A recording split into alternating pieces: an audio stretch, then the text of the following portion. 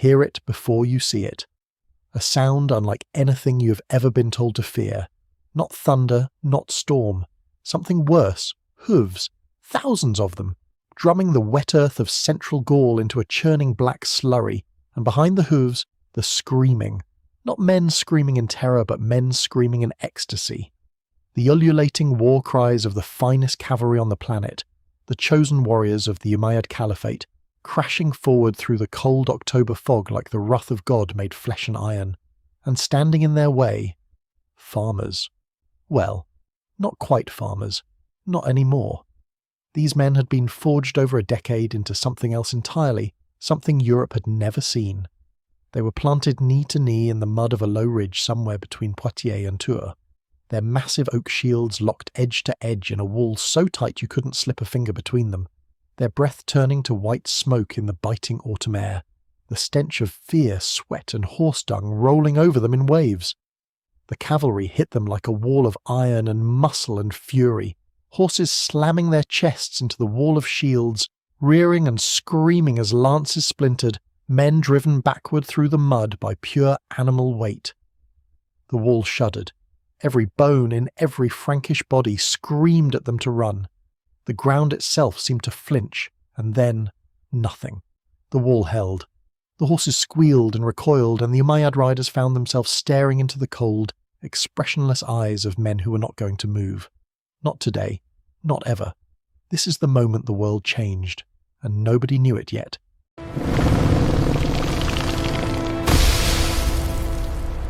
If a story like this, a real, bone-crushing, history-altering clash between two of the greatest military powers of the early medieval world, is the kind of thing that gets your blood up, then hit that subscribe button right now. Turn on notifications, because this channel exists for exactly this, the brutal, unvarnished, magnificent truth of what war actually looked like. The battles that textbooks flatten into 3 sentences, the men whose names deserve to be said aloud, hit like if you're staying for the whole ride. Now, let's go back to the beginning. Traditionally dated to October the 732 AD, though some scholars place the battle slightly later, the old Roman world was already a ghost. Rome, that city of marble and blood that had once stitched the known world together with roads and legions and sheer magnificent arrogance, had been cold in its grave for nearly 300 years. The Mediterranean, which Rome had called Mare Nostrum, our sea, was no longer anyone's sea. It was a contested highway between dying empires and a rising one, and the rising one, vast, hungry, lit from within by religious fire that made its armies feel literally invincible, was unlike anything Europe had ever had to face, the Umayyad Caliphate. In just over a century since the death of the Prophet Muhammad, Arab armies had done something that stunned the entire world. They had eaten the Persian Empire whole. They had stripped the Byzantine Empire of Syria, of Egypt, of all of North Africa. They had rolled across the Strait of Gibraltar in 711 AD and obliterated the Visigothic kingdom of Spain in a matter of years, a kingdom that had held for centuries, gone in a single generation. The Mozarabic Chronicle of 754, one of our closest primary sources to these events, described the Arab conquests in language that sounds almost biblical in its awe.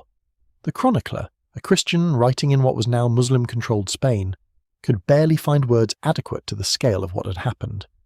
By 732 AD, the Caliphate's frontier was not in Arabia, it was not in Persia, it was not even in Spain, it was in central France, less than 200 miles from the English Channel. Muslim raiding parties had already reached Burgundy. They had probed as far as the Rhone Valley. The Abbey of St. Martin at Tours, the most holy Christian shrine in all of Western Europe, was within reach. To the people living in what remained of Christian Europe, this was not a geopolitical crisis. This was the end. This was a force of nature that had already wiped out empires older and more powerful than anything the Franks had ever built. One man disagreed with that assessment, and he was standing on a cold ridge, waiting. According to the traditional chronology, October 732 AD, somewhere between the cities of Poitiers and Tours, in the rain-soaked heartland of what had once been Roman Gaul, a Frankish soldier pressed his back against the man beside him, tightened his grip on an oak shield worn smooth by years of use, and listened. What he heard was the universe rearranging itself, because coming toward him, out of the grey morning fog, was the culmination of a century of conquest, the full, terrifying weight of the Umayyad Caliphate pressing down on one cold ridge in the middle of nowhere. But to understand how that cavalry got there, to understand why those horses were screaming in the mist, and those men were howling to God and raising their lances, you cannot start at Tours. You have to start 100 years earlier. You have to start with a revelation, a prophet, and an explosion of human energy so violent and so total that it rewrote the map of the entire known world in less than a century. In 622 AD, a merchant from Mecca named Muhammad made a journey, the Hijra, from Mecca to Medina, and in doing so struck the spark that lit one of the most consequential fires in all of human history. This is not a statement of theology, it is a statement of military and geopolitical fact. Within 10 years of that journey, the Arabian Peninsula had been unified under a single religious and political banner for the first time in its history. Within 20 years of Muhammad's death in 632 AD, Arab armies had done something that the entire ancient world, Rome, Persia, Greece, everyone, had consistently failed to do. They had broken the Sasanian Persian Empire completely, not pushed it back, not signed a peace treaty, broken it, shattered it from the inside out and consumed it whole.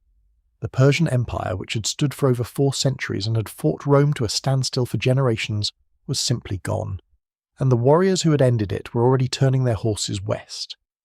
The Byzantine Empire, the eastern half of Rome, the empire that had refused to die even after the western half collapsed in 476 AD, watched what happened to Persia and must have felt something very close to existential dread, because the Arab armies came for them next.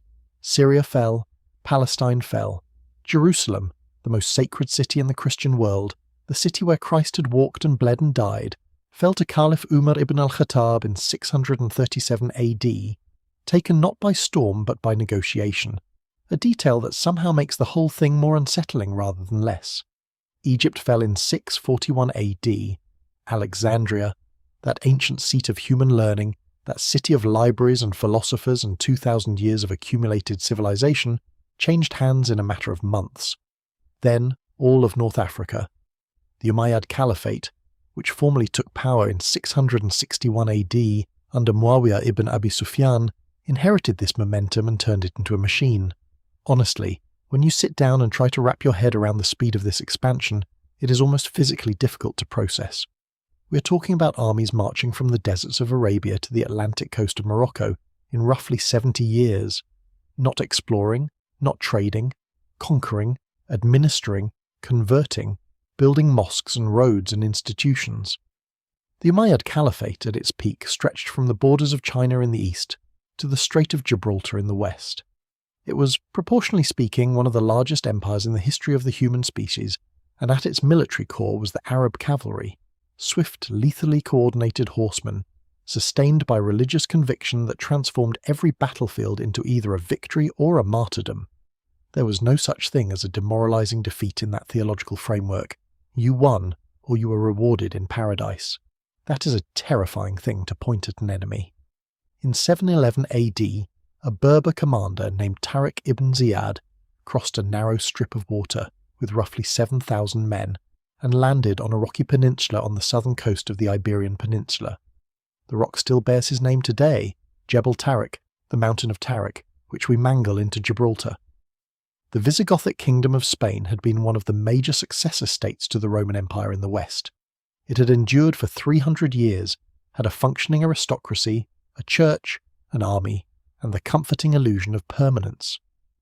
King Roderick gathered his forces to meet Tariq at the Battle of Guadalete in July 711 AD, and within days the Visigothic state was functionally over. Roderick died in the battle, we do not even know exactly how, and with the king dead, the nobility fractured. City after city opened its gates or fell to assault. Toledo, the Visigothic capital, fell within months. By 718 AD, 7 years, just 7 years, the Arab and Berber forces of what would become known as Al-Andalus controlled almost the entire Iberian Peninsula, from the southernmost tip to the foothills of the Pyrenees. The Pyrenees. Those ancient mountains had served as the spine of the Western world for millennia, a natural barrier that even the Romans had treated with profound logistical respect.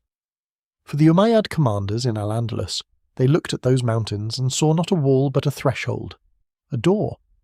Because beyond the Pyrenees lay Gaul, vast, rich, politically fragmented, and defended by squabbling Germanic warlords who had spent the past century fighting each other far more enthusiastically than they had ever fought anyone else. The Umayyad governors of Al-Andalus began probing across the mountains almost immediately after consolidating Spain. In 719 AD, the governor Al-Sam ibn Malik al-Khawlani swept across the Pyrenees and overran Septimania, the strip of southern Gaul that includes modern Languedoc, essentially without resistance. He set up his capital at Narbonne, which the Moors called Arbuna, and from there his forces subdued Béziers, Ardres, Maguelone, Nimes, and a dozen other towns in the rapid succession. They were not merely raiding, they were establishing garrisons, asserting administrative control, collecting tribute, and drawing the region into the Caliphate's frontier system. Then came Toulouse in 721 AD. Al-Sam ibn Malik brought his army to besiege the city, and for a moment it seemed like the whole of southern Gaul would simply tip over and fall into the Caliphate's hands like an overripe fruit. But Duke Odo the Great, the ruler of Aquitaine, that vast semi-independent territory between the Pyrenees and the Loire, moved fast and moved smart. He caught the Umayyad besieging force completely off guard with a flanking attack, killed Al-Sam ibn Malik in the battle, and sent the survivors fleeing back toward Narbonne. It was a genuine, significant victory, and, as it turned out, it would be the last one Odo ever won against these enemies, because the next time the Caliphate sent someone across the Pyrenees, they would send someone entirely different in quality and preparation. They would send Abdul Rahman ibn Abdullah Al-Ghafiqi. Here is what you need to understand about Abdul Rahman Al-Ghafiqi before we go any further, because history has not been entirely fair to this man in the popular imagination. He was not a fanatic. He was not reckless.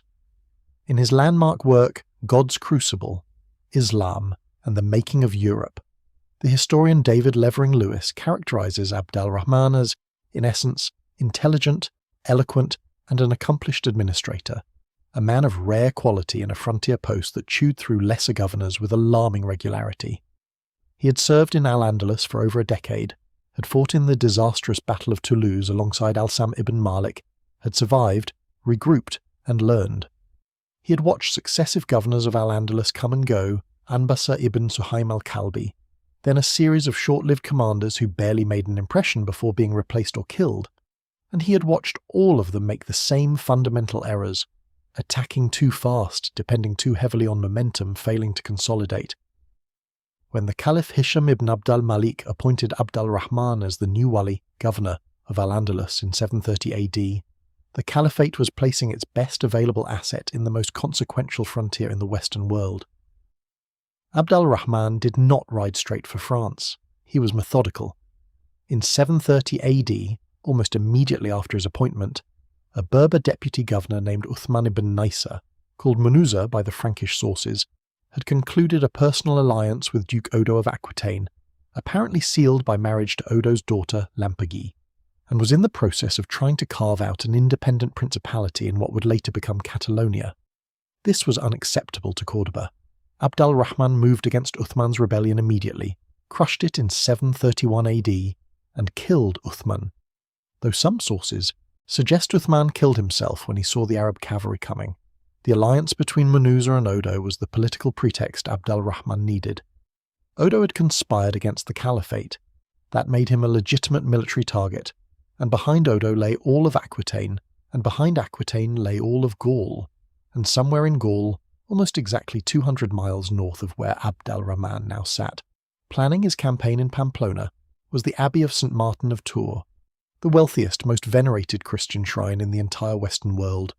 Abdul Rahman assembled his army in Pamplona in 732 AD with a care and thoroughness that reflected a decade of observation.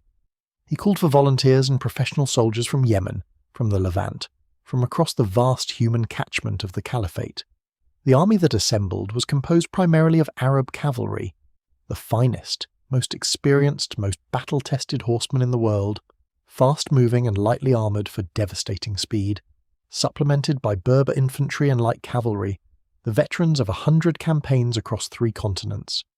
Crucially, this army brought its families, wives, concubines, servants, merchants following in the wake of the column. This was not the lean, fast, light-raiding force that had crossed the Pyrenees in earlier years. This was a full military expedition loaded with the plunder of previous campaigns, feeding itself off the land as it moved, carrying the material weight of a conquering civilization's confidence in its own invincibility. They crossed the Pyrenees and entered Gascony, and it was like watching a weather system move across a landscape.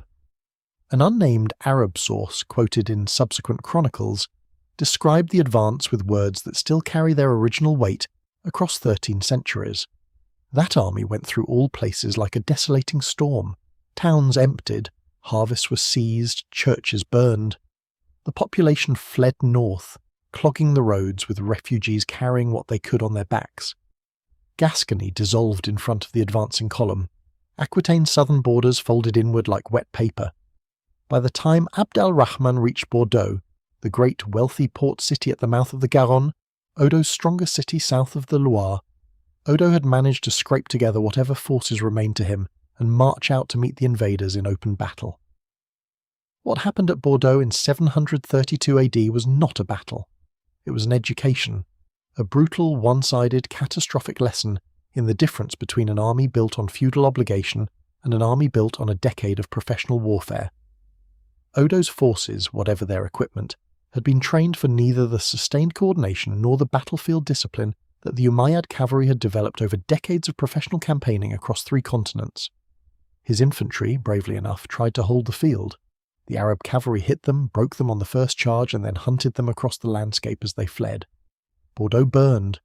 The city's churches and palaces were stripped. The population that had not fled in time suffered the consequences of a city taken by storm. But Odo was not dead yet.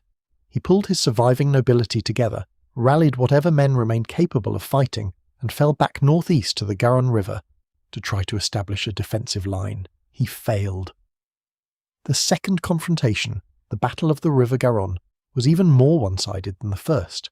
The Chronicle of 754, our closest contemporary Latin source, written just 22 years after these events by a Christian living in Al-Andalus, someone who had seen the aftermath with his own eyes and spoke to people who had been there, described the carnage with language that has never been improved upon in 14 centuries of subsequent commentary. God alone knows the number of the slain, not a precise casualty count, not a military historian's estimate, just that raw, honest admission that the scale of the killing exceeded the capacity of language to contain it.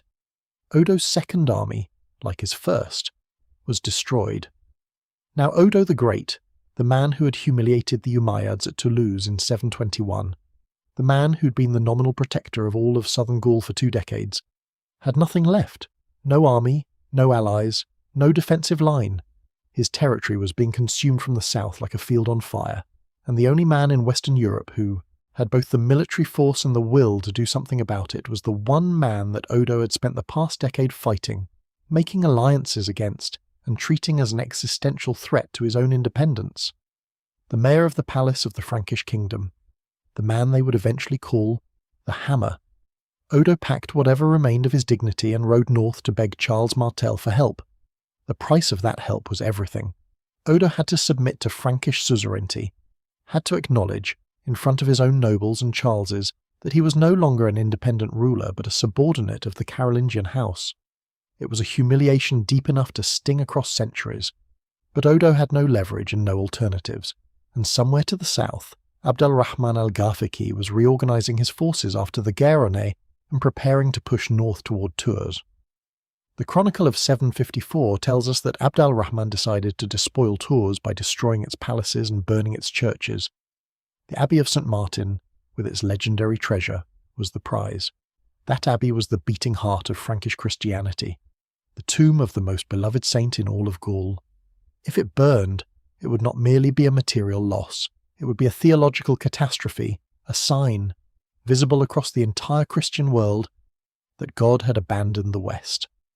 Abdul Rahman's forces fanned out across Aquitaine and into the Limousin region as the summer of 732 dragged toward autumn, raiding parties moving in every direction, stripping the countryside of every portable item of value. The Umayyad cavalry penetrated as far as the Rhone Valley in some directions, Reports of their advance reached the monastery of Poitiers, reached the aristocracy of Burgundy, reached presumably the terrified monks of St. Martin's at Tours, who must have spent those weeks watching the southern horizon and praying with a desperation that we can barely imagine from the comfort of our own century. Charles Martel, who had been campaigning on his eastern frontiers when news of the Bordeaux disaster reached him, turned his army around and marched south, not down the old Roman roads, which would have made his approach visible to any Umayyad scout within 50 miles, but over the mountains, through the forests, by the back routes that only someone who had spent years campaigning in these territories would know to use. He was moving to intercept, and he was choosing, with the cold, deliberate precision that defined everything he ever did, exactly where he wanted to fight. By early October 732 AD, the two forces were converging on a stretch of open country near the confluence of the Claine and Vienne rivers, somewhere between Poitiers and Tours. The exact location remains unknown to this day. No battlefield archaeology has been able to definitively identify the site, which tells you something profound about how completely this encounter was swallowed by time and the indifference of the landscape to human drama. But on a wooded ridge in that patch of central Gaul, one morning in early autumn, the Umayyad advance scouts looked up from the road and saw something that apparently none of them had been expecting to find. An army, a large one, planted on a high, forested ridge, blocking the road to Tours with the immovable, patient, deeply unsettling quality of men who had been put exactly where they wanted to be, by someone who knew precisely what he was doing. The Arab cavalry, who had swept through Bordeaux and the Garonne and half of Aquitaine without encountering anything capable of slowing them down, pulled up short. They sent riders back to find Abdul Rahman, and Abdul Rahman, when he arrived and looked at the terrain and looked at the formation on that ridge and thought about everything he knew about the Franks, must have understood in that moment that this was not going to be like Bordeaux. This was going to be something different. For the first time since crossing the Pyrenees, his cavalry faced a problem that raw speed and physical power alone could not immediately solve. The road to Tours was blocked, and the man doing the blocking was Charles Martel, with a large infantry force, perhaps around 30,000 men in the traditional estimate, trained for this kind of moment for years. The two armies stared at each other across the autumn fog, and neither one moved. Not yet. Before we go any further, I want to take a moment, because this is the part of the story that personally genuinely astounds me every single time I go back to the sources. Not the battle itself, not the shield wall, not even the cavalry charges we already glimpsed at the top of this film. What astounds me is the man who built the thing that stopped them. Because Charles Martel did not come from nowhere. He did not inherit power and then competently manage it. He clawed his way out of a prison cell, survived a civil war, fought his own relatives for control of a fractured kingdom, and then, only after years of near-constant internal warfare, began the project of military transformation that would ultimately change the course of European history. The shield wall at Tours was not an accident. It was not improvised. It was the product of one man's iron will, one man's willingness to make every enemy possible. The church, the nobility, the old guard, all of them, in service of a single, cold, strategic vision. That man was born, as far as we can tell, around 688 AD. His name was Charles. His mother was a noblewoman named Alpeda, and his father was the most powerful man in the Frankish world, Pippin of Herstal, Mayor of the Palace of Austrasia. The title, Mayor of the Palace, requires a moment of explanation, because it sounds like something a butler might hold, and the reality was almost precisely the opposite. By the late 7th century, the Merovingian kings of the Frankish realm, the dynasty founded by Clovis in the 5th century, had become what historians politely call roi fainéants, lazy kings, do-nothing kings. Men who sat on thrones, wore long ceremonial hair as a symbol of royal legitimacy, and performed the rituals of kingship while the actual business of ruling, war, taxation, justice, diplomacy, was conducted entirely by their chief advisors, the mayors of the palace. Think of it as a constitutional monarchy without the constitution, a system in which the appearance of royal authority was preserved precisely because destroying it outright would have destabilized everything. The mayor of the palace was, in every functional sense, the ruler of the Frankish kingdom. And Pippin of Herstal was the best the institution had ever produced, a shrewd, ruthless political operator who had reunified the fractious Frankish realm after decades of civil conflict, forcing the western kingdom of Neustria to accept Austrasian dominance at the Battle of Poitiers in 687 AD. But Pippin had a problem. He had a legitimate wife, Plectrude, and he had legitimate sons by her. He also had Alpaida, his concubine, and by Alpaida he had Charles. In the early 8th century, the word illegitimate did not mean merely socially awkward. It meant legally disinherited. It meant that when Pippin died, Charles had no formal claim to anything. Plectrude intended to keep it that way. When Pippin died in 714 AD, Plectrude moved immediately to neutralise her husband's bastard son. She had Charles arrested and thrown into prison, appointed her own 8-year-old grandson as mayor, and prepared to run the Frankish realm as regent. She was intelligent, ruthless, and entirely certain that the illegitimate threat was contained. She was wrong. What happened next is one of those episodes in medieval history that reads less like a political succession crisis and more like a novel. The Frankish realm immediately erupted. Neustria, which had resented Austrasian dominance since Poitiers, saw Pippin's death as its opportunity and rose in rebellion under their own mayor Ragnfrid. The Frisians, fierce Germanic pagans on the North Sea coast, who had been battling the Franks for decades, launched devastating raids into the heart of Austrasia. And in the middle of this chaos, the civil war, the Frisian attacks, the absolute implosion of every structure that Pippin had spent his career building, Charles escaped from prison. We do not know precisely how.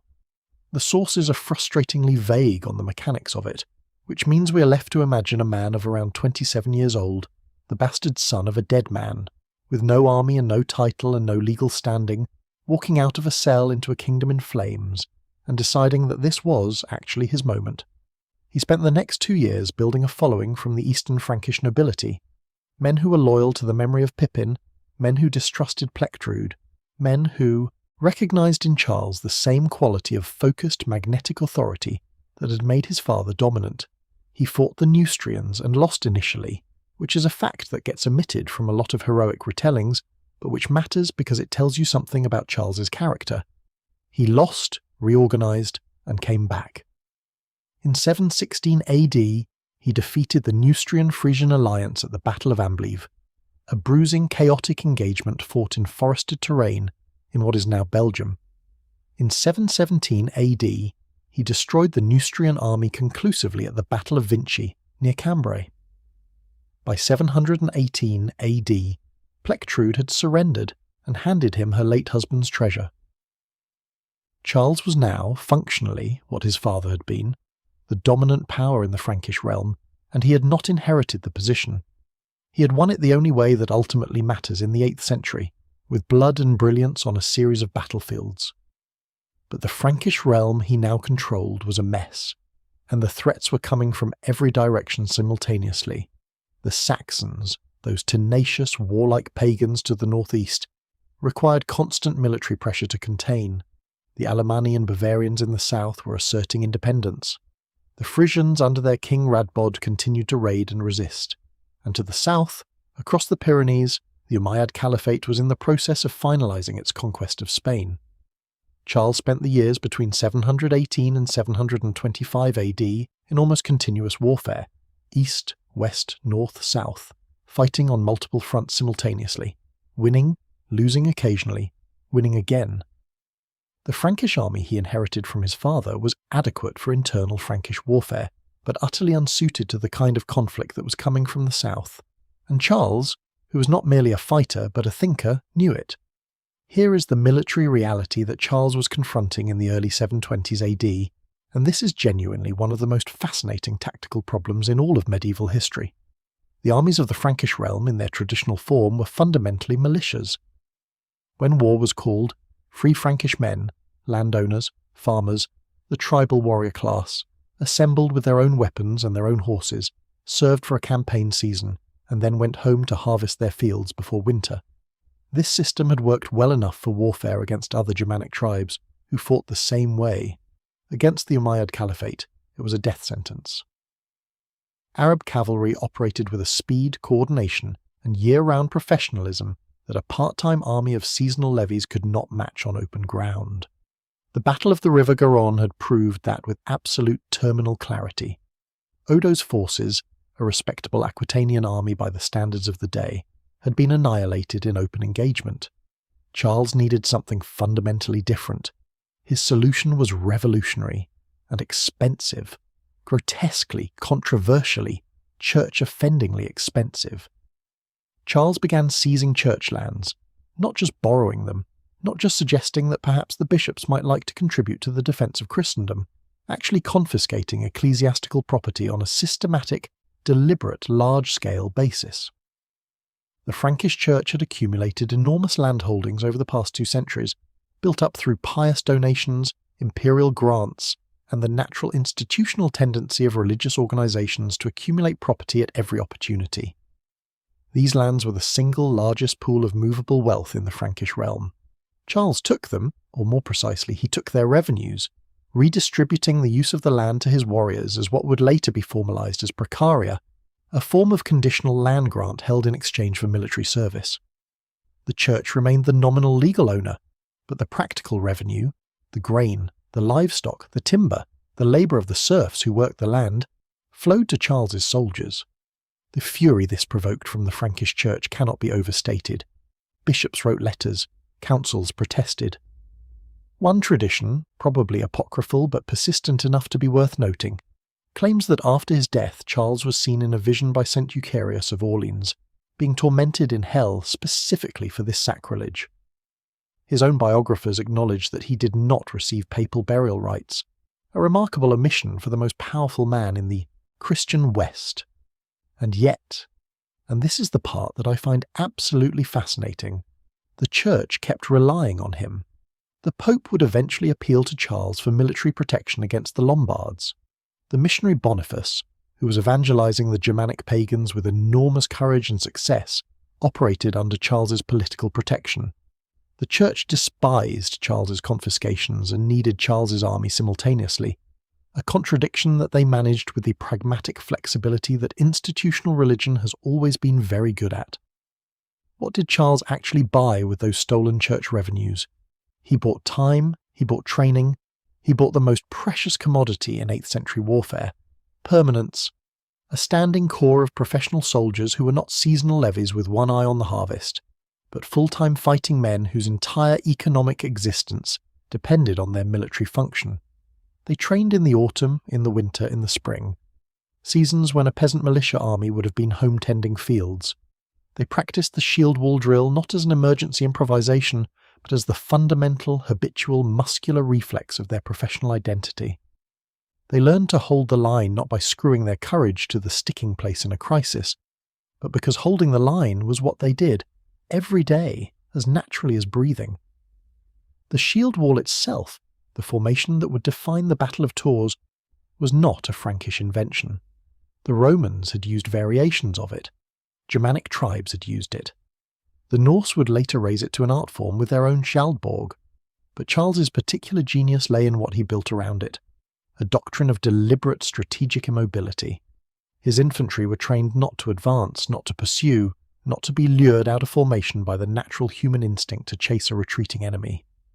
They were trained to stand, specifically to stand on ground of Charles's choosing, elevated ground, preferably forested on the flanks to prevent the cavalry from circling around them, with the terrain forcing any attacker to come straight at the front of the formation. The shield wall's greatest weakness was always its flanks. You neutralise that weakness by putting trees on your flanks. Elementary, devastatingly effective. Personally, when I read through the descriptions of how these men trained, what strikes me most is not the physical brutality of it, though that was considerable. It is the psychological dimension. Charles was not just building an army, he was building a culture of absolute collective immobility in the face of the most terrifying force the medieval world could put on a battlefield.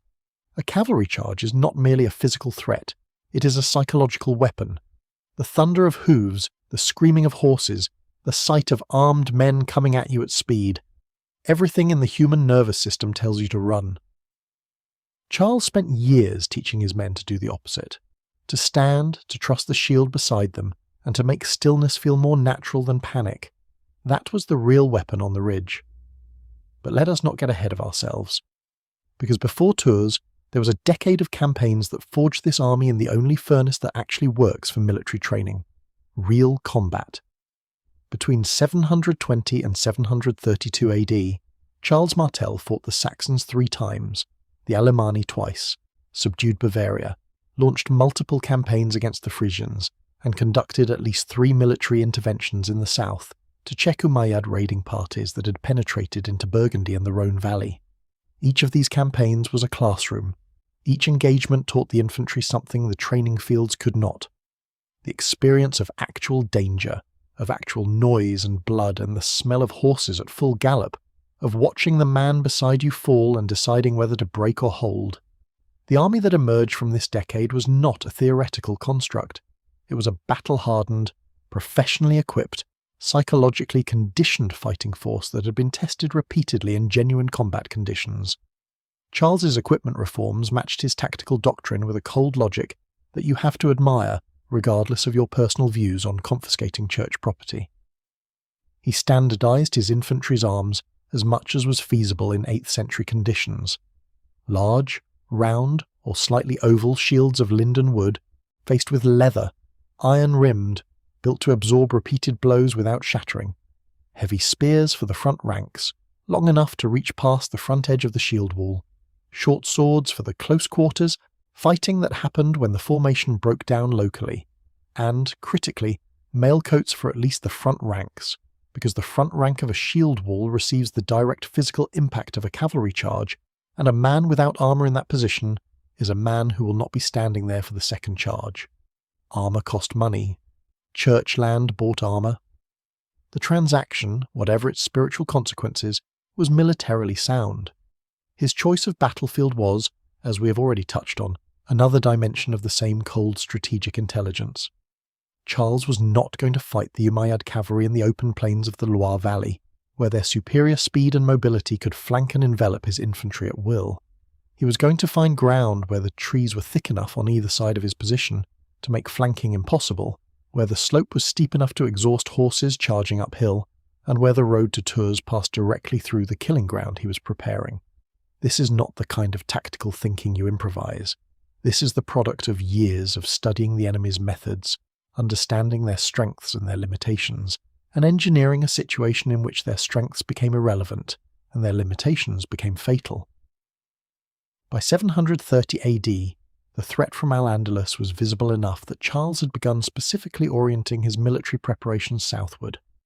The raids of the 720s, Umayyad cavalry probing into Provence and Burgundy, had told him everything he needed to know about how they fought.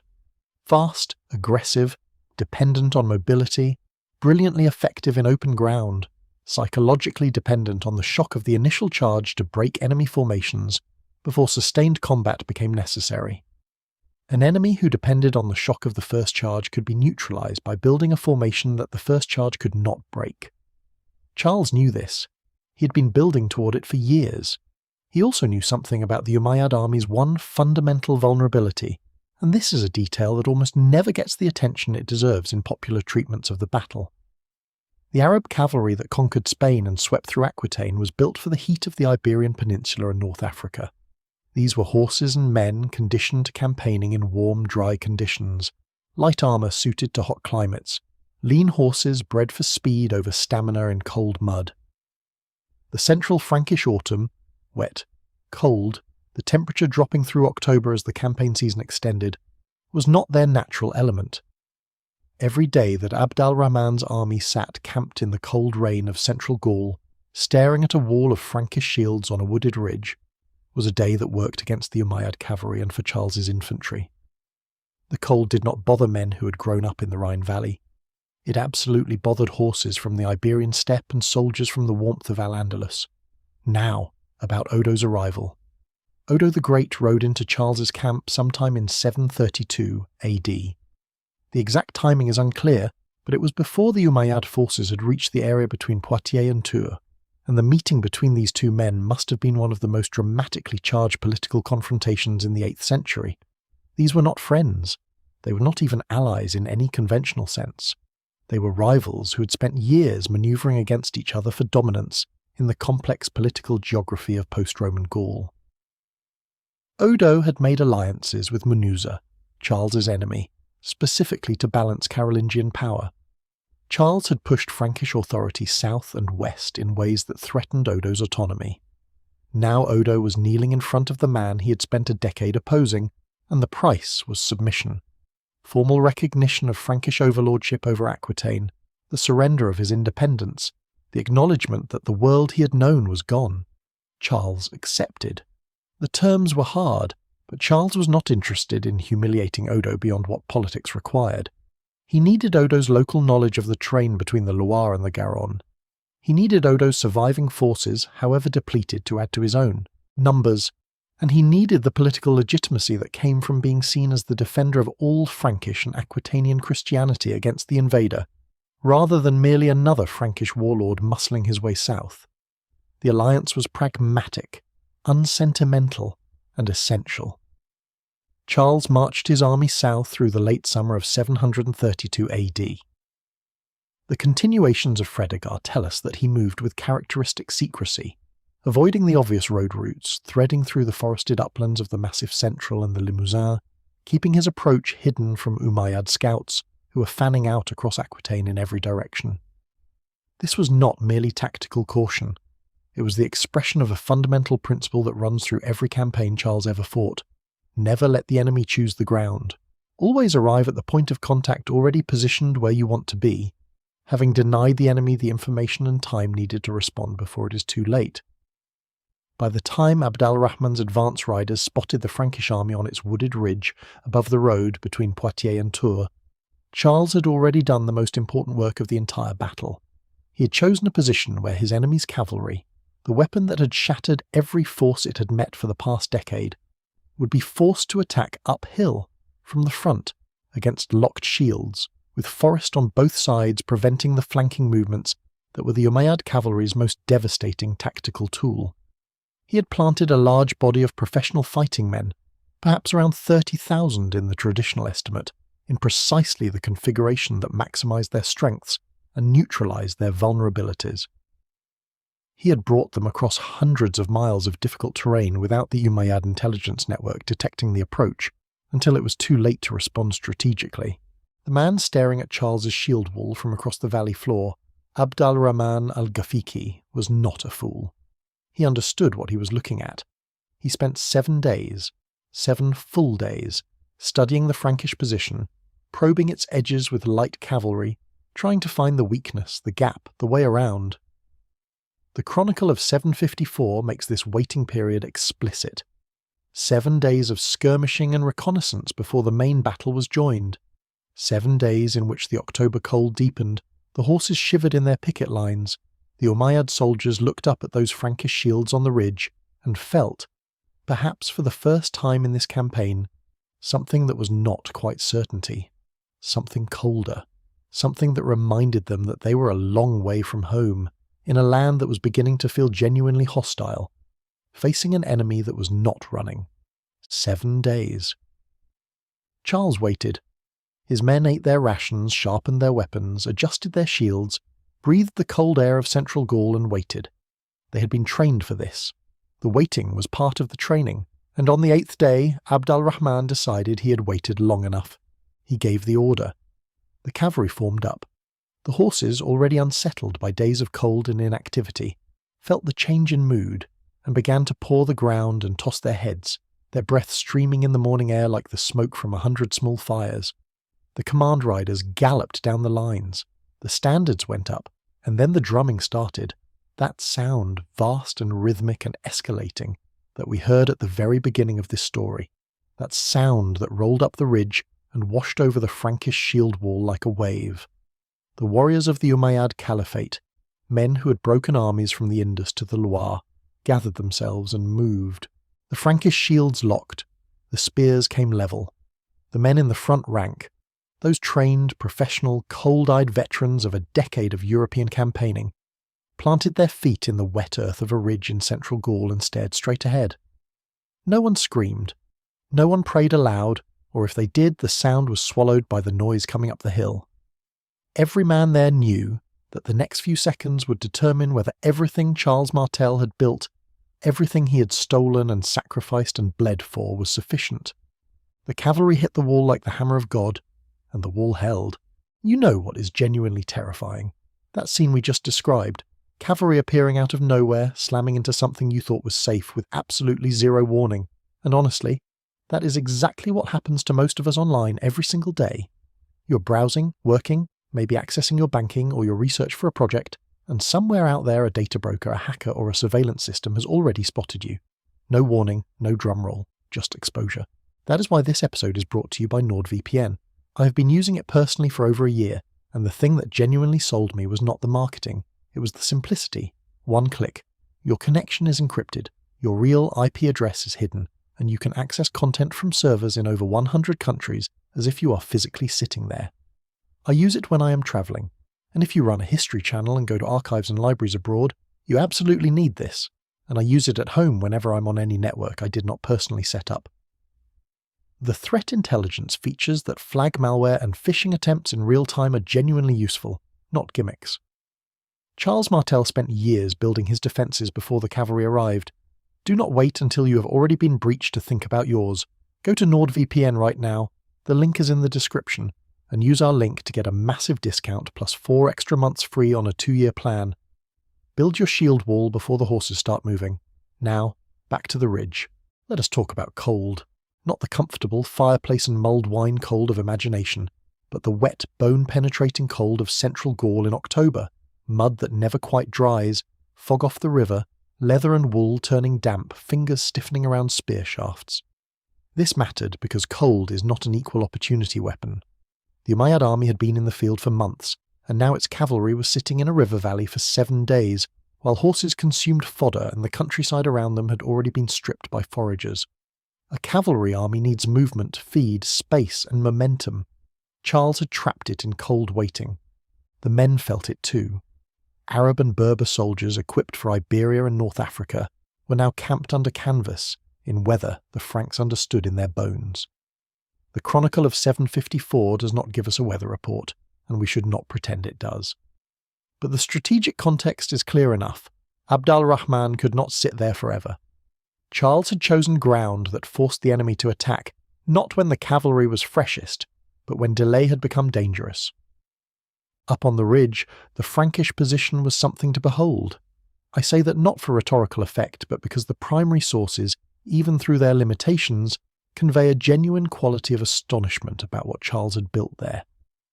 The continuations of Fredegar describe the Frankish army using language that, translated across 14 centuries, still carries its original charge. They were like a wall of ice, they were an immovable mass, they were a phalanx of iron. Medieval chroniclers were not in the habit of generous military analysis. Their job was theology, not tactics. But when multiple independent sources reach for the same metaphors of solidity and immovability, you can be confident they are describing something real. The Frankish position on that ridge was not merely defensively sound, it was psychologically overwhelming. There is a particular quality of fear that comes from looking at an enemy who is not moving, not shouting, not making any of the conventional threatening gestures that armies make before battle. An enemy who is simply there, waiting, patient and cold and inexorable as the landscape itself. That quality is deeply, specifically unsettling. Now, about the formation itself. Charles arranged his infantry in what the sources describe as a dense, close-ordered block, a formation that military historians have compared variously to the Roman testudo, the Macedonian phalanx, and the Norse Skjaldborg. Though none of these comparisons is quite accurate because Charles's formation was specifically engineered for a single tactical purpose that none of the ancient formations shared: surviving repeated cavalry charges without advancing, without pursuing, without doing anything except holding the physical space it occupied on the ridge. The front rank locked shields edge to edge, with the iron rims of adjacent shields overlapping, so that there was no gap between them wide enough to insert a lance tip. The second rank pressed close behind the first, adding their weight to the line, their own shields raised to deflect missiles and absorb the impact of rearing horses. The third and subsequent ranks provided depth, the absolute physical mass required to prevent the front rank from simply being pushed backward by the momentum of a cavalry charge. because this is a physical reality that gets lost in most romanticized descriptions of shield wall warfare. A horse moving at full gallop carries something in the range of half a ton of weight, plus the weight of its rider and equipment, all of it concentrated into the moment of impact at the front of the formation. The only thing that stops that is not skill, not courage, mass. You need enough human bodies stacked behind the impact point to absorb the momentum and hold position. Charles had built exactly that. He had also built something else into his formation, something subtler and in some ways more important. The flanks were protected by the trees. The ridge Charles had chosen ran between areas of dense, ancient woodland, the forested uplands of central Gaul that had barely changed since Julius Caesar had marched through them 7 centuries earlier. These trees did 2 things simultaneously. First, they prevented the Umayyad cavalry from doing what cavalry naturally wants to do: sweep wide, circle the flanks, attack from multiple directions simultaneously, envelop the formation, and turn it from a defensive strongpoint into a killing ground surrounded on all sides. This was precisely how the Umayyad cavalry had destroyed Odo's forces at the Garonne, not by smashing the front of the formation, but by flowing around it, attacking it from the sides and rear where shields provided no protection and formation discipline dissolved in seconds. Charles denied them this option completely. The trees were not background scenery, they were load-bearing elements of the tactical structure. Second, and this is the detail that genuinely does not get enough attention, trees make horses nervous. Horses moving at speed through dense woodland on broken ground are horses that are slowing down, stumbling, refusing, their instinctive prey animal fear of enclosed spaces fighting directly against the rider's commands. Every approach to Charles's position that involved trees involved horses that were not at their optimal fighting capacity, channeled the Umayyad cavalry into the frontal approach that the Frankish shield wall was specifically built to absorb, and created exactly the kind of controlled, predictable engagement that a defensive formation thrives on and a mobile cavalry force hates. Honestly, you have to stop for a second and appreciate the sheer cold intelligence of this. Charles Martel was not a military theorist. He did not have access to the strategic literature of Rome or Greece. Most of it had been lost, scattered across the ruins of the empire that had produced it. What he had was a decade of hard observation, a natural instinct for terrain that the sources describe again and again in his many campaigns, and the kind of practical engineering genius that shows up in military commanders once or twice in a generation. He looked at that ridge between the Claine and the Vienne, and he did not see pleasant autumn scenery. He saw a weapons system. He built his army into it like a mechanism fits into a machine. And then he waited for the enemy to come to him. The 7 days of the standoff need to be understood not as 2 armies nervously eyeing each other across a field, unable to summon the courage to act, but as a sophisticated, mutually aware tactical contest being conducted without swords. Abdul Rahman spent those 7 days probing. His light cavalry, fast, lightly armoured Berber horsemen who were superb at reconnaissance, circled the Frankish position constantly, looking for a gap, a weakness, a section of the ridge where the trees thinned or the slope flattened or the shield wall showed some sign of imperfect cohesion. They found nothing exploitable. Every probe that approached the flanks found trees. Every probe that approached the front found shields and spear tips and the cold, watchful silence of men who were not going to be drawn out. There were skirmishes, the sources confirm this, small engagements between Frankish forward positions and Umayyad reconnaissance parties in the days before the main battle. The kind of violent, low-level contact that told both commanders something about the other's capabilities and discipline. What Abdul Rahman learned from these skirmishes was that the Frankish infantry did not panic, did not pursue, did not break discipline even in minor engagements. What Charles learned was that the Umayyad cavalry was operating at the edge of its logistical window and growing more aggressive in its probing, a sign that the waiting game was beginning to tell. On approximately the 7th or 8th day, the sources disagree on the precise timing, with Arab sources suggesting a 2-day main engagement and Frankish sources suggesting the full engagement lasted considerably longer. Abdul Rahman ordered the full assault. He had exhausted his options. The cold was deepening. The horses needed to move or stand down. The plunder accumulated over months of campaigning across Aquitaine was sitting in the camp behind him, and every day he sat in front of an unbroken wall of Frankish shields was a day that plunder was not being converted into lasting territorial gain. He gave the order, and the Umayyad cavalry, in all its terrible, magnificent power, formed up for the charge. Imagine it from the perspective of a man in the Frankish front rank. You have been standing on this ridge for the better part of a week. You have eaten hard bread and dried meat and drunk cold river water. You have slept in your armour because no one knew when the charge would come. Your shoulders ache with a specific grinding persistence that no amount of adjustment makes better. The man to your left, whose shield your own overlaps, you know by the sound of his breathing. You have been standing close enough to him for days that you know whether his breath quickens when the cavalry comes near, whether he shifts his weight forward when danger approaches. The man is not your friend precisely in the warm domestic sense. He is something more necessary than that. He is your wall. He is the thing between you and dying. And now, from below the ridge, you hear it starting. The sound of the charge building is not a sudden thing. It begins as a vibration that you feel through the soles of your boots before your ears register it consciously. The earth transmitting the impact of hundreds of hooves accelerating on the valley floor. Then it becomes audible, a low rhythmic percussion that deepens and broadens as more horses move, as they transition from walk to trot to canter to gallop, as the sound stops being individual impacts and becomes a continuous enveloping roar. And threading through the roar, cutting over it, the screaming. Not of men in pain, but of men in ecstasy, the ululating war cries of the Umayyad cavalry that the Frankish chronicles try to describe and cannot quite. Like a wailing, one source says, like the voices of 10,000 grieving women, which is not an insult but the closest available image for a sound that had no Frankish equivalent, a sound specifically designed over generations of psychological warfare to break the nerve of men who had never heard anything like it. The first charge hit the Frankish shield wall, and the wall took it, held it, absorbed it the way a cliff absorbs a wave, not without impact, not without violence and noise, and the physical shock of mass meeting mass, but without yielding. Horses reared and screamed when they hit the wall of iron-rimmed oak. Lances shattered. Men in the front rank were driven backward through the mud by half a step, a full step, the whole formation flexing backward under the pressure like a bow-drawn taut, and then stopping, holding.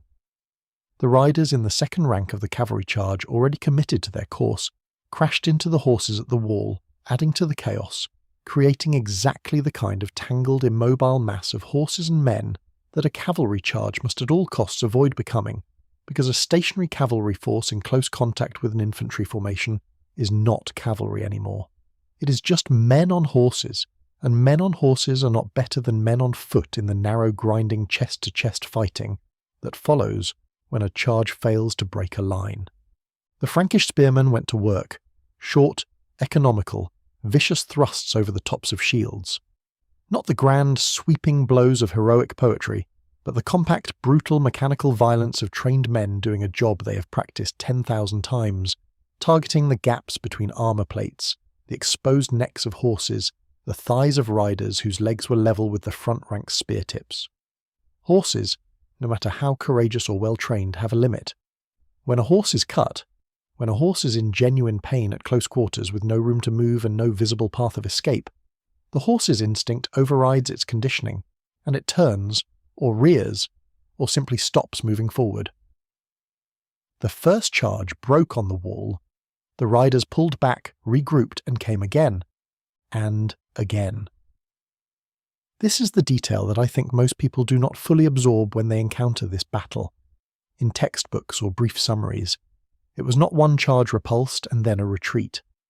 The Umayyad cavalry charged the Frankish shield wall repeatedly, wave after wave, over the course of a day that felt to the men standing in it like it would never end. The continuations of Fredegar make this explicit. Multiple charges, sustained fighting, the kind of engagement where the physical endurance of the men in the front rank becomes the governing factor in the battle's outcome long before nightfall. The weight of a large shield held at chest height, with your elbow braced behind it, absorbing repeated impacts, becomes, after several hours, an almost unbearable load. Your shoulder burns, your forearm cramps, the muscles across your upper back, which have been locked in the same position through charge after charge, start to tremble in the involuntary way that signals genuine physical exhaustion rather than fear, the man in the front rank of a shield wall that has repulsed 6 or 7 cavalry charges is not brave in the abstract.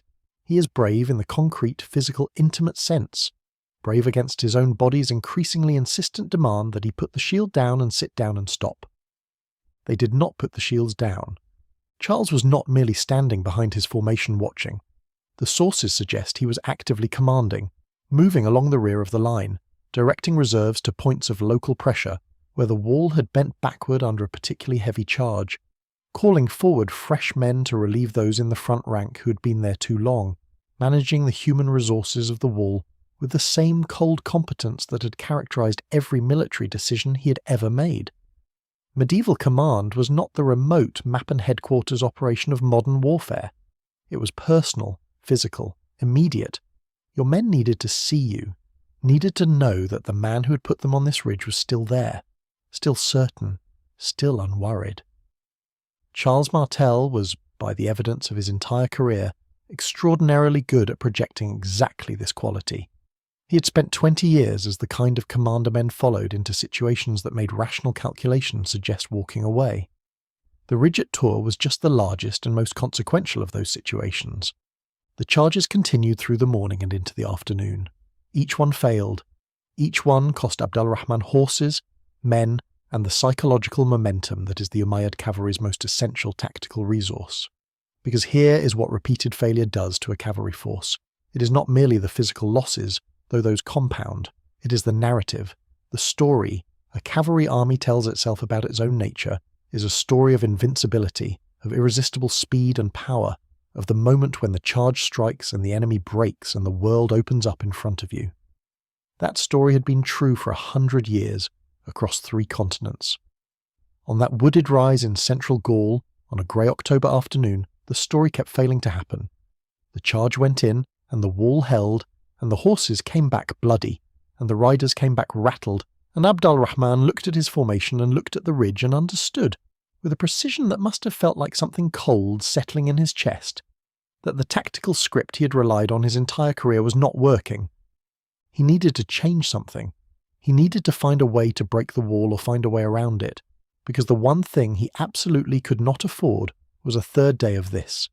Another night of cold and dwindling supplies, another morning of charging into the same iron patience, with his men's confidence eroding, and the French autumn deepening toward the conditions that would make cavalry movement genuinely difficult, even without an enemy to fight. Whatever happened next had to happen now, and somewhere, on a wooded ridge, in the darkening light of a central Gaulish afternoon, Charles Martel was watching the pattern of the Umayyad charges and thinking about a detachment of cavalry he had been holding in the trees. Odo's Aquitanian horsemen, and it's critical to be clear here, these were not Charles's own Frankish infantry, who fought entirely on foot. These were the survivors of Bordeaux and the Garonne, Odo's remnant cavalry, men who knew this countryside intimately, who had grown up in these forests and could move through them without a road, who had personal, specific, burning reasons to want to hurt the force that had destroyed their homeland, had been waiting, hidden, patient. They had been given a role in Charles's plan that had nothing to do with the shield wall. Their role was what came next. What came next was the trap closing. Hold on. Before the climax, I need 30 seconds for the people who keep this channel alive. Our channel members, the War Council, the research, writing, maps, translations and long nights behind these documentaries are possible because viewers choose to support the work directly. Membership gets you early access, ad-free viewing where available, deeper research notes, behind-the-scenes material, and higher tiers with community access and credits. The link is on screen and in the description. Join the War Council if you want to help build these documentaries properly. Now, back to the ridge. The trap is about to close.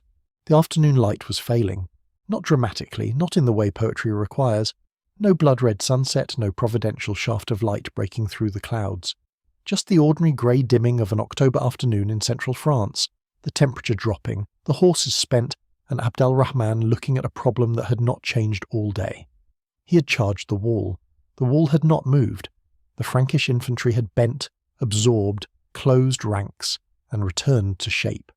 His riders were still dangerous, but they were bruised, frustrated, and beginning to show the one quality a commander least wants to see in a force built on momentum: doubt. The Umayyad cavalry had been built around the expectation of success, speed, shock, discipline, and the memory of victories across 3 continents. When charge after charge came back from a wall that would not move, that expectation began to fracture. Not collapse, not yet, but fracture. And in a cavalry army, doubt is not just a mood, it is a tactical problem. What they had not accounted for was Odo's cavalry in the trees. This is the piece of the battle that tends to get compressed in popular accounts, flattened into a single sentence. Charles sent cavalry to attack the Umayyad camp in a way that strips out all the tactical intelligence and human complexity of what was actually happening. Because the flanking attack on the Umayyad camp was not an improvisation. It was not a desperate gamble launched in a moment of crisis. It was the second half of a plan that Charles had designed before the battle began, a plan with 2 components that worked in sequence. First, hold the wall until the cavalry's momentum was spent. Second, when the cavalry was committed to the front and the riders' attention was entirely fixed on the shields they were trying to break, release the flanking force into the trees and send them around to hit the one thing that the Umayyad army could not afford to lose: the camp. Understand what the Umayyad camp represented at this point in the campaign. It was not merely a collection of tents and horses, it was the accumulated material evidence of months of conquest. The plunder of Bordeaux, the sack of dozens of churches and monasteries across Aquitaine, the gold and silver and silk and reliquaries and fine weapons and livestock and captives that represented, in the material calculation of the 8th century, the entire return on investment of a campaign that had begun in Pamplona in the spring and had now been running for the better part of a year. The Umayyad army had not merely fought for territory. It had fought, in the way that medieval armies universally understood warfare, for plunder, for the tangible, portable, immediately valuable product of victory that soldiers and commanders alike expected to carry home as proof and reward for the risk and suffering of campaign. That camp was the war chest. It was the payroll. It was the physical embodiment of everything every man in Abdul Rahman's army had come here to obtain. Odo's surviving cavalry, and there is good reason, rooted in the logic of the situation, and the source's silence on any alternative commander to believe Odo himself rode with them, constituted the flanking force. It makes complete sense in the human architecture of the battle. Odo had submitted to Charles, had humiliated himself politically to buy Frankish military assistance, had lost 2 armies and his homeland and his pride in the months before Tours. Now, finally, he was doing something, not standing behind a shield wall waiting to absorb punishment, but moving, using the horsemanship and the intimate knowledge of the local terrain that were his genuine military assets, threading through the dense woodland on the Frankish right flank with his surviving cavalry, moving quietly, without the thunder of a frontal charge, using the same trees that had protected the Frankish flanks all day as cover, for an approach that Abdul Rahman's front-focused cavalry force had no capacity to detect. The Umayyad reconnaissance network was oriented toward the ridge. Their eyes were forward, locked on the wall of shields. Nobody was watching the trees behind them. Odo's force emerged from the woodland and hit the Umayyad camp. What happened next is described in the sources in terms that are simultaneously clear and frustratingly imprecise. Clear about the outcome, imprecise about the mechanics, in the way that all accounts of battlefield chaos tend to be, because chaos by definition resists precise description. The continuations of Fredegar and the Chronicle of 754 both confirm the essential sequence: the attack on the camp, the response of a portion of the Umayyad cavalry to the threat to their plunder, and the catastrophic chain of consequences that followed. But before the purely military story, there is something more interesting happening, something that tells you a great deal about the human psychology of armies, and about the specific vulnerabilities of a force that has been carrying enormous quantities of portable wealth through a hostile country for months. The rumour spread before the cavalry even arrived. This is how it works in large armies, in any era. Information degrades and distorts as it passes through thousands of men in close proximity, each one relaying what he has heard with his own anxiety and self-interest colouring the transmission. What probably began as a scout's report, cavalry moving in the trees behind the camp, became, by the time it reached the ears of men who had been charging a wall all day and whose nerves were already abraded to rawness, something more immediate and personal. Not cavalry approaching the camp, but they are taking the gold, not there may be a threat to the camp. But your share of the plunder is being stolen right now while you sit here bleeding against a wall that won't move. It is a profound insight into human nature that this, Not the shield wall, not the spears, not the cold or the exhaustion or the accumulating doubt, was the thing that broke the Umayyad formation. Not force, a story. A story that touched the one nerve that months of hard campaigning had left exposed in every man in that army. The fear that the thing you came here for, the thing you've been bleeding and freezing and fighting for since spring, is being taken from you at the moment of its possession. Some riders broke away from the assault on the ridge and turned their horses toward the camp, then more. The Chronicle of 754 captures this with a terseness that makes it more vivid, not less. The soldiers turned to protect their tents. They left the battle, they left their comrades, they left Abdul Rahman. He saw it happening. The sources are unanimous on this. Abdul Rahman Al-Ghafiqi was not a coward, was not a man who broke with his army and fled when the situation became difficult. He was doing the thing that commanders do when a formation begins to dissolve, riding into the chaos, using personal authority and physical presence to stop the fracturing, screaming at men to hold, to turn back, to maintain cohesion. The Arab chronicles, which are often more sympathetic to his memory than the Frankish sources, describe him in this final phase with genuine grief and admiration. He was trying. He was fighting not just the Franks, but the entropy of a large army losing its belief in a situation it no longer understood. And then, in the middle of that chaos, in the noise and the confusion and the dusk and the wheeling horses and the men breaking from the line, someone killed him. We do not know who.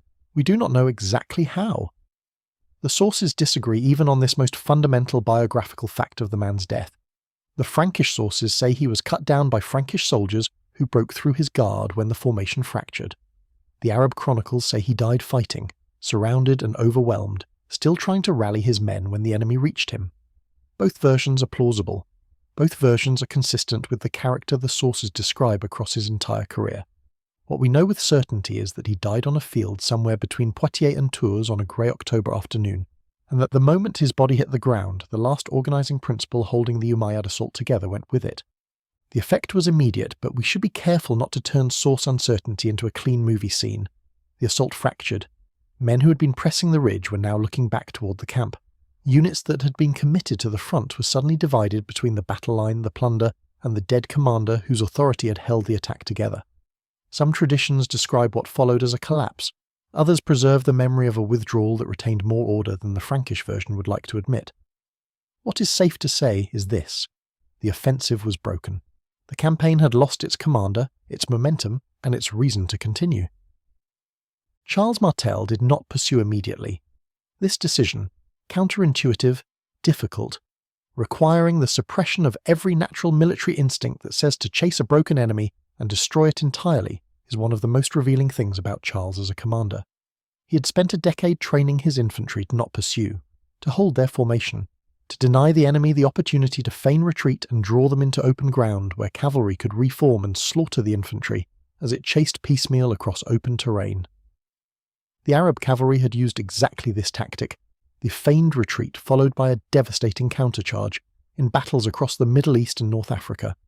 Charles was not going to hand them that opportunity. His infantry held the ridge as darkness fell, as the Umayyad army withdrew into the night, as the noise of the battle faded down the valley toward the south. The night that followed the battle must have been one of the strangest nights in Frankish military history. The sounds of the Umayyad withdrawal gradually diminished, but nobody on the Frankish ridge could be certain what those sounds meant. Was it a retreat, a regrouping, a feigned withdrawal to lure Charles off the high ground before dawn? The continuations of Fredegar hint at exactly this anxiety. Charles, cautious even in victory, sent scouts rather than columns into the darkness. He needed information before he moved. He was not going to throw away everything he had built by making an aggressive error at the moment of apparent success. So the Frankish army stayed on the ridge through the night, in the cold, listening, watching the distant light of fires that gradually died, hearing the distant sounds of movement that gradually faded towards silence. Dawn came, grey, cold, damp, the same grey dawn that had opened every other day of this battle, except that this morning the valley below the ridge was empty. The Umayyad camp was still there, but a camp only in the physical sense, tents standing, fires cold, the material evidence of a large army's occupation intact but abandoned. The horses and most of the men were gone, already miles to the south, moving hard for the safety of the Pyrenees in a withdrawal that some Arabic traditions would later remember as organised, while the Frankish tradition presented it as more disordered. They had left behind not just their tents, but significant quantities of the plunder, the gold and silver from Bordeaux and 100 other towns, the reliquaries and church plate, the livestock, some of the captives, left it. In their haste to be somewhere that was not the blood-soaked hillside where their campaign had come apart, they had abandoned the very thing the battle had been fought over. Charles walked his army down from the ridge and into the empty camp, and he found Abdul Rahman Al-Ghafiqi. The exact circumstances of the discovery are lost to the sources, but the fact of it is confirmed. The Umayyad commander's body remained on the field, and his death was confirmed in the aftermath. The Chronicle of 754 records it without triumph or excessive commentary, a factual notation that the governor of Al-Andalus had died in the battle. The Arab sources, written later and from a different perspective, mourn him with a directness and warmth that stands in sharp contrast to the clinical Frankish record. He was, by every account that survives, a man of genuine quality, intelligent, just, brave, and loyal to a cause and a people he had served faithfully. He deserved better than to die in the chaos of a battle that unravelled not because of a tactical failure, but because of a rumour about stolen gold. History does not owe its participants fairness. That is the brutal truth of it. Charles did not pursue the retreating Umayyad army into the countryside. This has been criticised by some military historians as an excessive caution that denied the Franks a more complete victory, and it has been defended by others as precisely the right decision given the strategic circumstances. The arguments for caution are compelling. Charles's infantry, brilliant in defence, was simply not built for a fast pursuit of cavalry across open ground. Attempting to run down Arab horsemen with Frankish foot soldiers would have been futile and potentially catastrophic. More importantly, Charles did not know, could not know, how many of the Umayyad forces had actually withdrawn versus how many were simply regrouping a few miles to the south. The Umayyad army had not been destroyed. It had been defeated and forced back, which is not the same thing as annihilation. The smart play was to hold his position, assess the scope of the victory, and let the retreating army carry its failure back across the Pyrenees without giving it a reason to turn around and fight again. In the days following the battle, it became clear that the withdrawal was genuine and complete. The Umayyad forces had moved south with remarkable speed, driven by a combination of tactical failure, the death of their commander, the deepening autumn cold and the collapse of the campaign's momentum.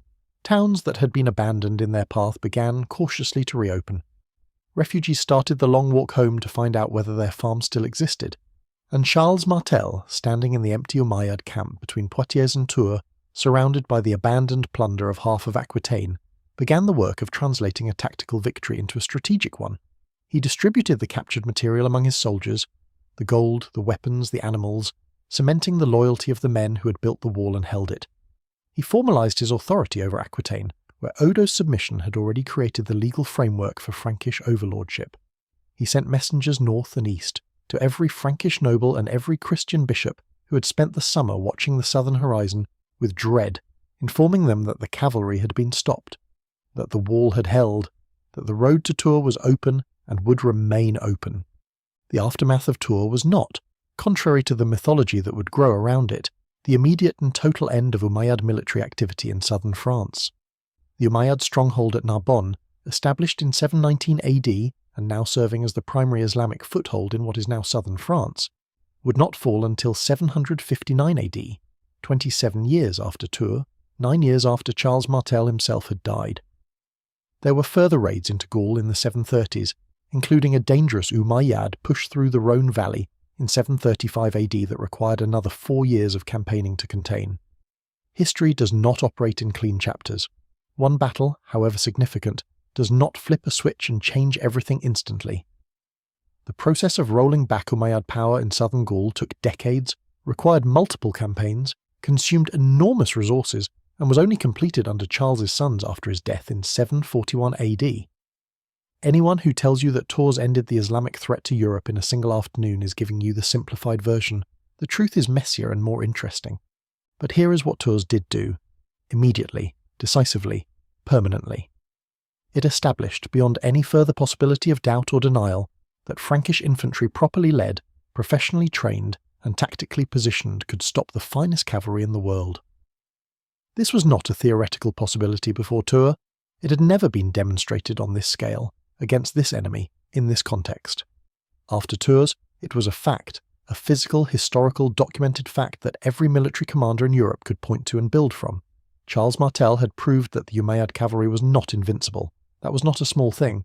In a world where the psychological reality of invincibility had been one of the Caliphate's most powerful strategic weapons, where kingdoms had surrendered and armies had dissolved before a fight because the reputation of the Arab cavalry preceded it, the proof that it could be stopped was itself a weapon of enormous force. Every subsequent resistance to Umayyad expansion in Europe was built, at least partly, on the foundation of what happened on that forested hillside above the Vienne. And then there is the longer arc, because Charles Martel died in 741 AD, 9 years after Tours, having never been king, never having taken the title, having ruled all his life as mayor of the palace under the fiction of Merovingian kingship. His son Pippin III, whom history calls Pippin the Short, finally dispensed with that fiction in 751 AD, deposing the last Merovingian king and having himself crowned with papal approval as king of the Franks, the first Carolingian king, the dynasty whose very name would ultimately derive from his most famous descendant Charlemagne, Carolus Magnus, Charles the Great, though its roots ran straight back through Pippin to the hammer himself. And Pippin's son was a child named Karl, whom the world would eventually know as Charlemagne, Charles the Great, the man who would be crowned Emperor of the Romans by Pope Leo III on Christmas Day 800 AD, who would unite the fragmented kingdoms of Western Europe under a single political and cultural framework that would shape the continent for the next 1,000 years and whose administrative and legal innovations would echo through European civilization all the way into the modern age. None of that dynasty exists without Tours. Without Tours, Charles Martel does not consolidate authority over Aquitaine. Without Aquitaine, the Carolingian political base is incomplete. Without the Carolingian political base, there is no Pippin III, no papal alliance, no Charlemagne, no Holy Roman Empire, no unified framework for what we would eventually call Western Europe. The thread runs straight from that wet hillside in October 732 AD to the political and cultural architecture of the continent today. Pull on it hard enough and everything moves. The contemporary sources, written closest to the event, treat Tours as significant, but not with the cosmic certainty later Europe would assign to it. The Chronicle of 754 records a major defeat, and the death of Abdul Rahman. The continuations of Fredegar celebrate Charles's victory in terms of Frankish political legitimacy, more than civilizational preservation. Later writers, especially Edward Gibbon and Leopold von Ranke, elevated the battle into a decisive civilizational hinge. Modern historians are right to interrogate that claim. The Umayyad Caliphate was already showing signs of internal stress. The Berber revolt of 740 AD would soon shake North Africa and Al-Andalus. The logistics of projecting power from Damascus, through North Africa and Iberia, over the Pyrenees, and deep into Gaul were brutal. It is entirely plausible that even without Tours, expansion into northern Gaul would have stalled. Empires overextend. Distance, supply, politics and resistance eventually impose a boundary, and yet the battle still matters. The wall held. Abdul Rahman died. The army that had seemed unstoppable in Aquitaine turned south. Charles proved that properly led Frankish infantry on chosen ground could stop the cavalry that had broken so many others. That fact became a weapon in itself. It gave the Franks confidence, gave Charles political capital, and gave later Europe a symbol it never stopped arguing over. Charles Martel died on October 22, 741 AD, at his palace at Quierzy on the Oise. He died as he had lived, as mayor of the palace, never king, wielding absolute power through the mechanism of a title that technically made him a servant of the Merovingian throne. He was 53 years old by the most reliable estimates, which makes him, when you do the arithmetic, roughly 44 at the Battle of Tours, a man at the height of his physical and intellectual powers, experienced enough to be brilliant and young enough to still be dangerous. He was buried at the Basilica of Saint-Denis, the traditional burial church of Frankish royalty, without the church burial rites that his confiscation of ecclesiastical property had cost him. The church that he had robbed and protected and robbed again buried him in the same ground as the kings he had served and superseded. He left behind 2 legitimate sons, Carloman and Pippin, and a third, illegitimate son named Griffo, and in doing so demonstrated that his personal history had a certain structural irony. The illegitimate son who had escaped prison to become the most powerful man in Europe produced an illegitimate son of his own, whose claim to power would cause a civil war.